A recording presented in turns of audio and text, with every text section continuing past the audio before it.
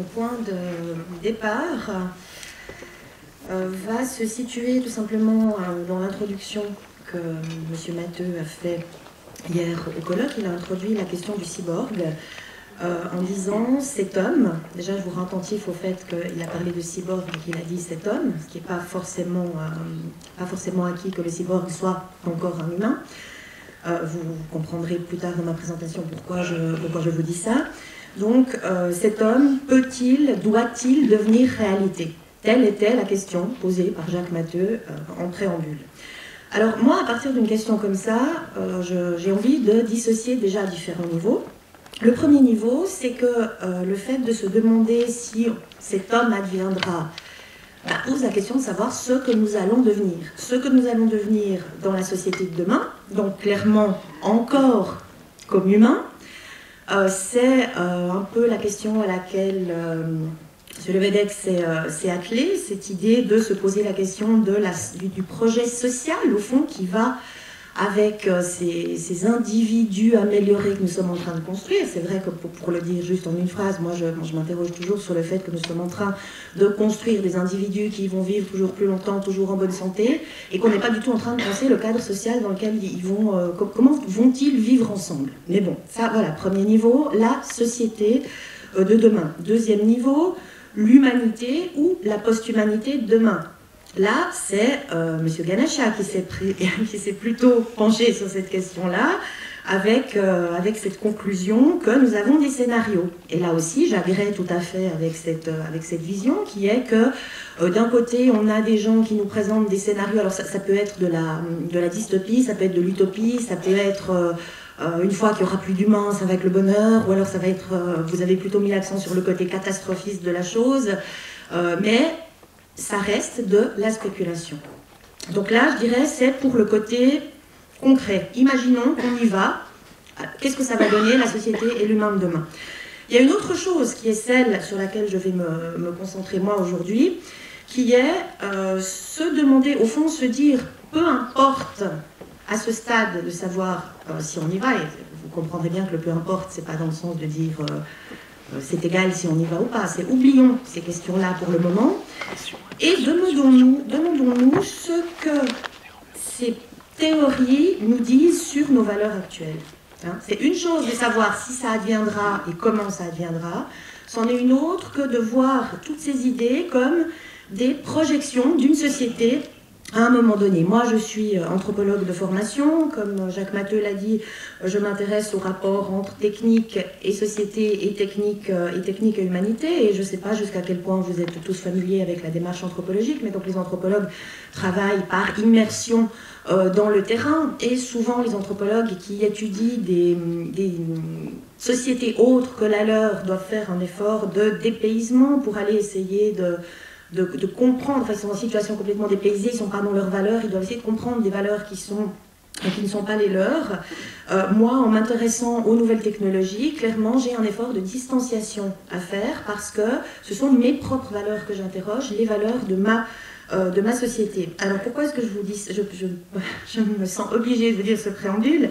C'est parce que hier, je me suis dit que j'allais prendre en fait ce que j'entendais comme terrain, que j'allais prendre la journée de hier, au fond, les discours que j'entendais, comme du terrain pour essayer de voir quelles sont les représentations qui étaient véhiculées à travers les discours.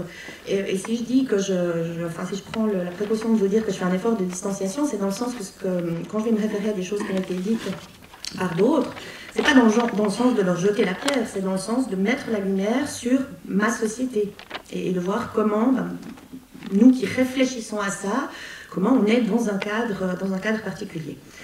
Alors, j'ai juste listé quelques implicites que j'ai entendus à l'œuvre dans les conférences d'hier.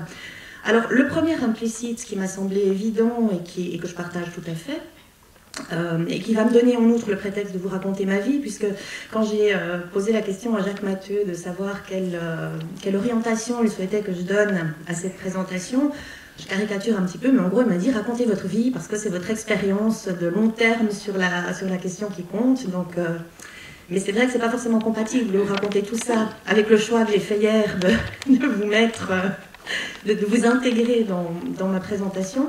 Mais c'est vrai que j'aime beaucoup m'appuyer sur ce qui a déjà été dit pour faire des présentations. Et là, il y a une telle richesse de choses qui ont été dites que, du coup...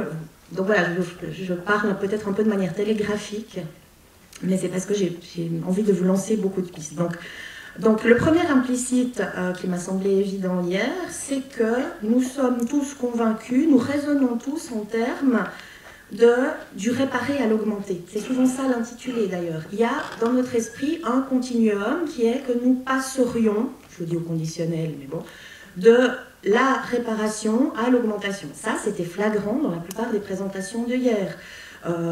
Monsieur Matteux, vous avez dit que toute une série de technologies que vous utilisez en chirurgie esthétique ont d'abord été conçues pour de chirurgie reconstructive. On a parlé de technologies qui ont d'abord été conçues pour aider les personnes handicapées, et puis après on se met à les utiliser pour augmenter les potentialités. On a parlé de sexualité, on a parlé de réparer d'abord les fonctions sexuelles. Donc cette idée qu'il y a un glissement entre le réparateur, le thérapeutique et l'amélioratif, c'est quelque chose qui est omniprésent.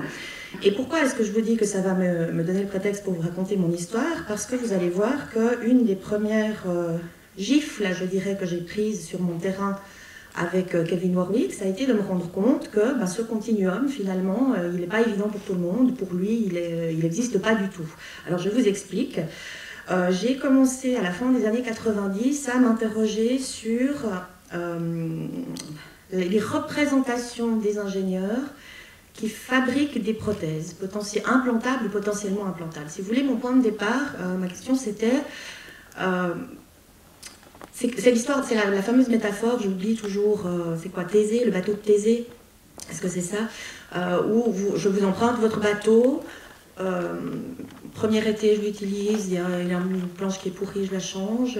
Deuxième été, après je le mets dans le garage pendant l'hiver, quand je sors, il y a encore une autre planche qui est pourrie, je la change. De fil en aiguille, je garde votre bateau 10 ans. Une à une, je change toutes les planches. Dans 10 ans, je vous rends votre bateau. Est-ce que c'est toujours votre bateau? Donc j'ai appliqué cette métaphore-là à l'humain en me disant, toujours dans le cadre du thérapeutique, tendanciellement, on a envie de remplacer toutes les pièces. Est-ce qu'il y a un moment, un point de rupture à partir duquel on ne serait plus humain? Est-ce que ça serait...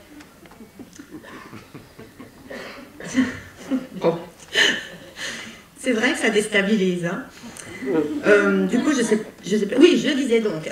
Donc ma question de départ était, y a-t-il, encore une fois, dans l'imaginaire des gens qui conçoivent ces technologies, un point de rupture? Est-ce que ça serait, non, on ne va pas remplacer plus que X fonctions ou X organes, parce qu'à partir de là, il y a trop de pièces machines et on devient une machine? Ou alors est-ce qu'il y a un organe auquel il ne faudrait pas toucher, à tout hasard, dans une société comme la nôtre? Est-ce que ça pourrait être le cerveau? Enfin, j'avais ces interrogations-là que je suis allée observer, au fond, ce qui se faisait dans les laboratoires de l'École Polytechnique Fédérale à Lausanne, pour essayer d'interroger ça.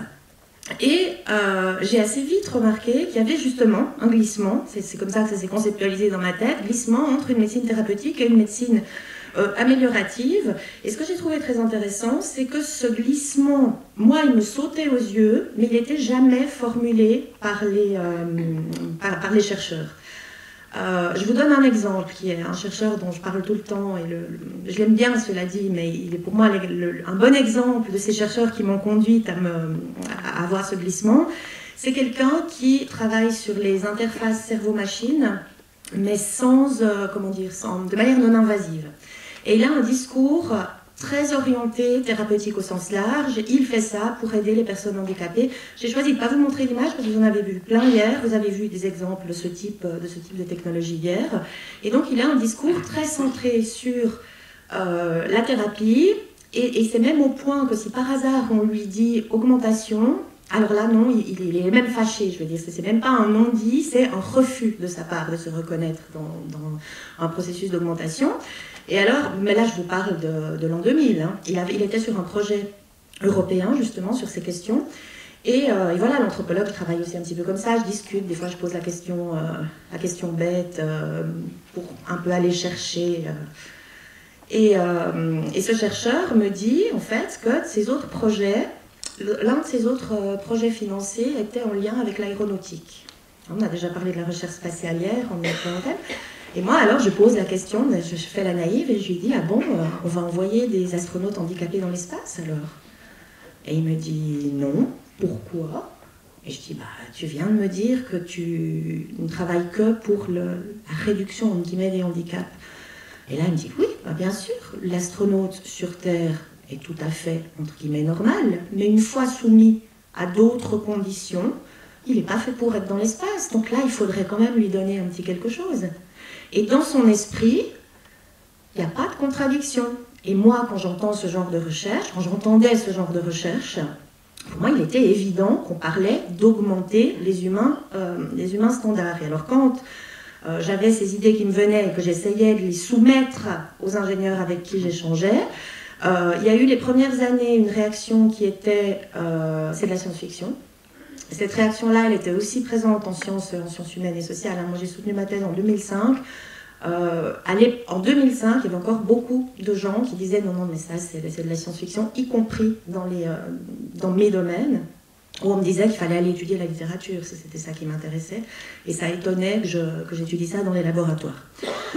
Toujours est-il que, à partir de là, je me suis penchée sur la question, et j'ai fait en 2001 une présentation dans un congrès à l'université de Lancaster, dans le nord de l'Angleterre, où justement j'exposais cette idée de ce glissement entre thérapeutique et amélioratif. Et là, je rencontre Kevin Warwick, qui était à l'époque un chercheur à l'université de Reading, qui lui part de l'idée que l'humain est obsolète, qu'il est de notre devoir de nous augmenter en fusionnant avec les nouvelles technologies de l'information. Ça, c'est son projet à lui.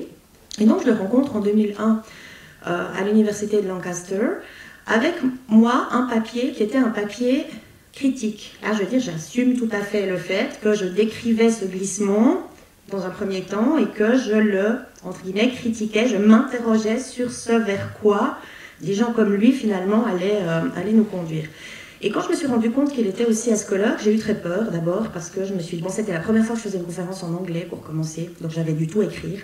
Et donc j'étais incapable de changer une virgule à ma conférence. Et quand tout à coup j'ai réalisé qu'il était là, je me suis dit, il va me démolir, il va vouloir, il est très charismatique en plus, mais il va vouloir par A plus B m'expliquer en quoi il a raison et moi j'ai tort. Et moi je vais être bien incapable en anglais d'argumenter contre lui. Donc j'étais un peu... Et contrairement à toute attente, ça s'est extrêmement bien passé. Alors vous comprendrez après pourquoi ça s'est bien passé, ce qui au fond n'était pas une bonne nouvelle au fond. Donc à partir de là, le contact est établi. Il était là, on était en décembre 2001, il était là pour présenter la recherche qu'il allait faire en mars 2002, qui a consisté à s'implanter une puce électronique dans son système nerveux périphérique pour contrôler son environnement technologique directement avec des signaux cérébraux. Et il y a eu un autre volet qui était échanger des signaux d'un cerveau à l'autre. Je n'ai pas du tout le temps d'entrer dans les détails de... Ouais.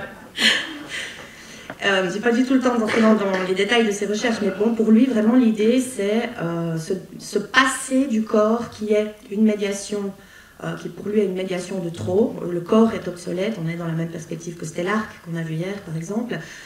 Et cette idée qu'il faut directement, par le cerveau, pouvoir donner les ordres à tous les environnements technologiques, mais aussi l'idée qu'on peut échanger d'un cerveau à l'autre. Donc ça, c'est le cadre de l'expérience qu'il est venu présenter justement à ce colloque.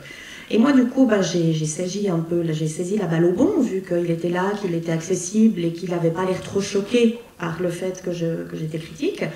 Donc j'ai demandé s'il était envisageable pour lui que j'aille dans son laboratoire et que je commence un petit peu à étudier son imaginaire. Et pour moi, c'était logique, disons, puisque les ingénieurs avec qui j'étais en contact jusque-là étaient des ingénieurs qui s'autodéfinissaient comme très pragmatiques, qui n'avaient aucune ambition de changer la condition humaine. Mais encore une fois, comme je vous l'ai dit, je voyais poindre derrière des projets qui allaient en ce sens.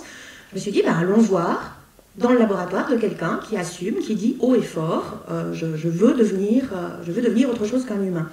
Et donc j'ai commencé là à aller ponctuellement dans son labo, à assister à des rencontres, des choses, là un petit peu cette expérience, comme ça de manière un peu ponctuelle. Et sur ce, il a écrit un livre qui s'appelle I, Cyborg. Et ce livre commence d'ailleurs par « Je suis né humain par accident ». Ça nous dit tout de suite le type de personnage et les ambitions du personnage. Et il l'a écrit très vite après l'expérience, donc je crois que c'était octobre-novembre 2002, j'avais déjà le livre, je lis, et je me rends compte, en lisant le livre, il raconte comment il en est arrivé à faire cette expérience, et il explique qu'à un moment donné, autour de novembre-décembre 2001, tout était prêt pour faire cette expérience. Les chirurgiens s'étaient même entraînés avec des poulets, parce qu'ils allaient planter la puce dans le nerf, et ils voulaient savoir la consistance au fond d'un nerf, parce qu'ils n'avaient jamais fait ça. Donc ils avaient tout rodé, il manquait un détail, qui était que l'opération avait lieu en milieu hospitalier et qu'il y avait un comité d'éthique à l'hôpital qu'il allait falloir convaincre de laisser une salle d'opération disponible pour cette opération. Et du coup, je découvre en lisant le livre, il raconte que jusque-là, il ne savait pas encore comment il allait, entre guillemets, c'est moi qui le dis comme ça, vendre son expérience, mais qu'à ce colloque à Lancaster, il a rencontré quelqu'un qui lui a fait prendre conscience du fait que les technologies que lui développe très clairement pour dépasser l'humain, pourrait aussi être utilisable dans un cadre thérapeutique, et que donc il avait son argument de vente auprès du comité d'éthique.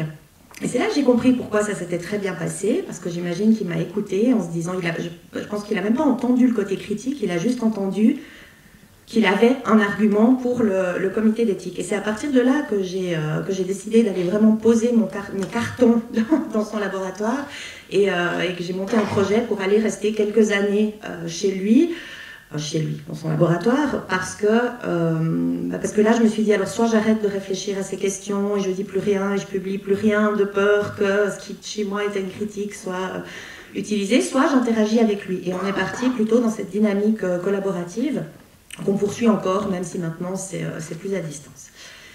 Et bien je vois qu'il va falloir que je me mette à parler beaucoup plus vite, donc j'enclenche la vitesse suivante. J'enchaîne sans transition et je regarde plus les détails. Bon, je regarde.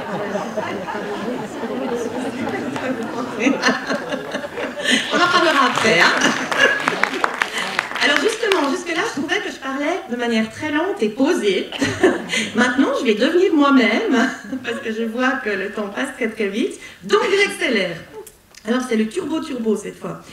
Alors, un autre implicite qui m'est apparu très clairement hier en écoutant les présentations, mais alors cette fois, c'est un implicite par rapport auquel je prends mes distances, hein, autant l'implicite précédent est aussi un implicite des miens, autant celui-ci. Il rejoint un petit peu ce qu'a dit Nicolas tout à l'heure sur la question de l'éthique, mais je vais vous l'amener avec mon regard. Hier, il y a un terme qui a été utilisé plusieurs fois, c'est le terme de dérive.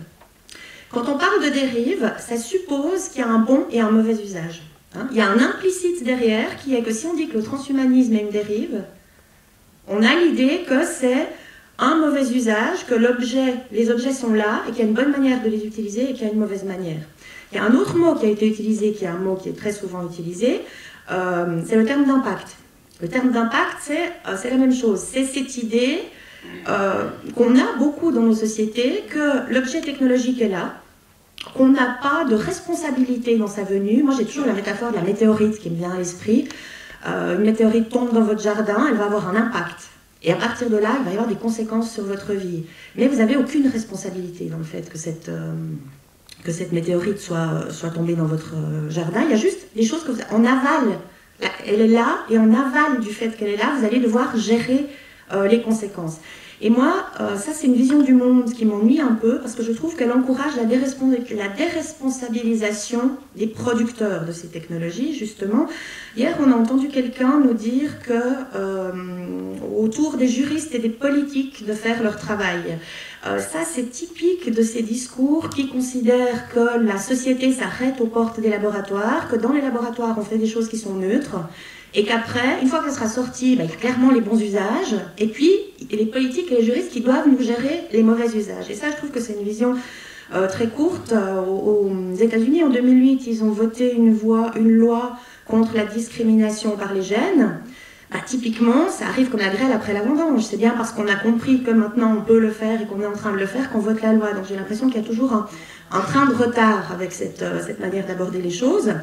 Une autre manière de le dire, c'est que cette manière d'aborder les choses pose la question seulement en termes de comment gérer ces technologies et leurs conséquences, alors que la question anthropologique, c'est celle de la finalité, c'est le pourquoi au fond, c'est retourner en amont et interroger la société qui produit ces technologies. Là, je suis dans une perspective de philosophie des techniques à la Simondon, Simondon qui disait que l'objet technique est une concrétisation d'une vision du monde. Donc l'objet, il est déjà pensé et produit en fonction d'un certain projet implicite qui lui préexiste. Alors, à partir de là, ça veut dire que, contrairement à l'éthique appliquée qui va s'interroger sur les mauvais usages, moi, je m'intéresse sur les bons usages. En l'occurrence, le bon usage qu'on considère tous comme évident, c'est l'usage thérapeutique, justement. Hier aussi, là, c'est le troisième implicite qui était évident. J'ai toute une série de phrases, je n'ai pas le temps de toutes vous les lire, mais hier, quelqu'un a parlé d'aller trop loin par rapport au fait de passer du thérapeutique à l'amélioratif. Quelqu'un a dit on est encore loin du transhumanisme. Enfin, il y a cette idée que l'argument thérapeutique, c'est le bon. Alors évidemment, si vous êtes transhumaniste ou que vous êtes Kevin Warwick, le bon usage, ça sera transcender la condition humaine. Mais je ne parle pas de cette catégorie-là, je parle de vous, moi et la plupart d'entre nous, pour qui la thérapie, c'est bien, c'est l'argument imparable, et le transhumanisme et tout ça, on est quand même un peu plus perplexe. Alors, j'ai pas le temps de vous donner tous les exemples, mais peut-être si on doit écrire un article, je les mettrai par écrit. J'ai listé un certain nombre de questions éthiques qui ont été posées hier, qui typiquement sont des questions qui portent sur la gestion. Je ferai les exemples par écrit. Et il y a deux petites remarques que je voulais faire encore par rapport à l'éthique. C'est si vous prenez la bioéthique, par exemple, et on parle beaucoup d'éthique biomédicale, et on applique le modèle d'éthique biomédicale à ces questions, avec par exemple la question du consentement éclairé. Mais si on prend l'éthique sous cet angle-là, le consentement éclairé, c'est typiquement une bonne idée transhumaniste. C'est l'idée que chacun peut faire ce qu'il veut de son corps. Donc c'est pas un argument apte à mettre des limites. Même chose, hier j'ai entendu une autre chose qui, j'avoue, m'a fait un peu bondir. Une question éthique, quelqu'un a présenté une question éthique en disant je dois me demander si l'évolution aurait fait ça. Mais là aussi, typiquement, si la réponse est oui, ça veut dire que vous êtes transhumaniste, parce que typiquement, pour le transhumaniste, en tout cas pour un courant et une base bien solide, le rôle de l'humain avec la technologie, c'est justement de poursuivre le développement voulu par l'évolution et d'aller du plus simple au plus complexe, avec cette idée que nous allons laisser la place à une espèce plus évoluée que la nôtre, parce qu'elle sera plus complexe. Donc de nouveau, la question, je ne vois pas en quoi elle est éthique, parce qu'au contraire, si la réponse est oui, ça veut dire qu'on ira toujours dans le même sens. Donc tout ça pour vous dire quoi? J'ai commencé à parler à quelle heure? À moins 20? Plaisantez, non, moins le quart. Ouais. Non, parce que sinon je finirai vraiment jamais. Je finirai vraiment jamais de toute façon. Non, mais tout ça pour vous dire que le transhumanisme, pour moi, c'est pas une dérive. C'est le résultat logique du bon usage, du thérapeutique, parce que c'est ce thérapeutique qui se déplace. Alors là, il y a toute une série de choses que je voulais vous dire, que je ne vais pas vous dire, c'est dommage, hein, surtout pour vous. Mais je vais faire oui, enfin non, quand même pour le dire en deux mots. Donc ce pourquoi on développe ce système technologique, il faut le chercher dans notre représentation de l'humain. Et là, hier aussi, on a eu des références à la nature humaine, on a eu le terme déshumanisation. Je vous lance tout ça en vrac. C'est tous des termes qui supposent une définition de l'humain préexistante, qu'on ne formule pas. Quand on dit on va être déshumanisé, c'est qu'on a quelque part au fond de nous une définition de ce qu'est l'humain, mais on ne fait jamais l'effort de la définir.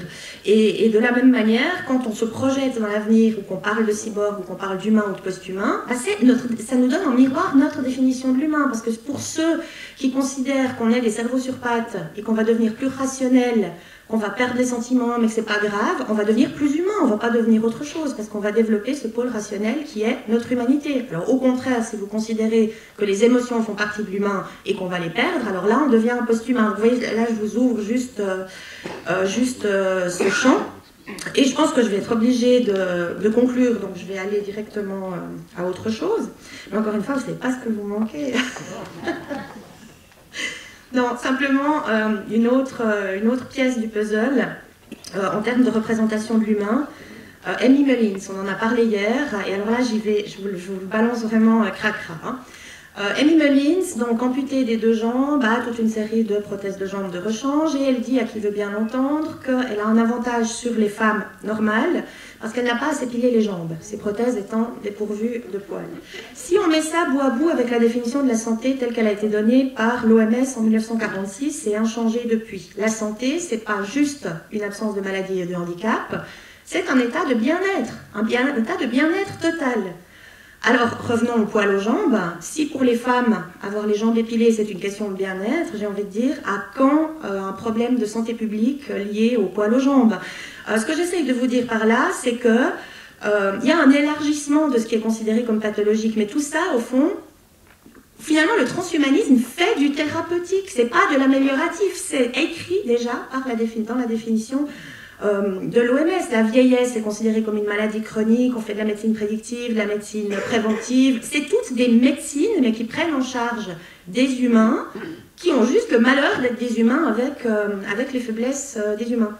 Et donc là, juste la dernière phrase pour boucler la boucle avec la présentation précédente, c'est que moi je ferais l'hypothèse que Google et toutes ces entreprises sont des boucs émissaires au fond, de la même manière que Kevin Warwick est un bouc émissaire, dans le sens où toutes ces valeurs-là, ce sont les valeurs de notre société. Et là, on a des pointes d'iceberg, des gens qui viennent haut et fort affirmer tout ça, mais qui, à mon avis, sont pas en train de nous imposer quelque chose qui ne va pas avec nos valeurs. Et c'est ça qu'il faut vraiment qu'on interroge, parce que si tout ça ne nous plaît pas, c'est nos pratiques actuelles qu'il faut mettre en cause. Pardon, voilà, excusez-moi, merci.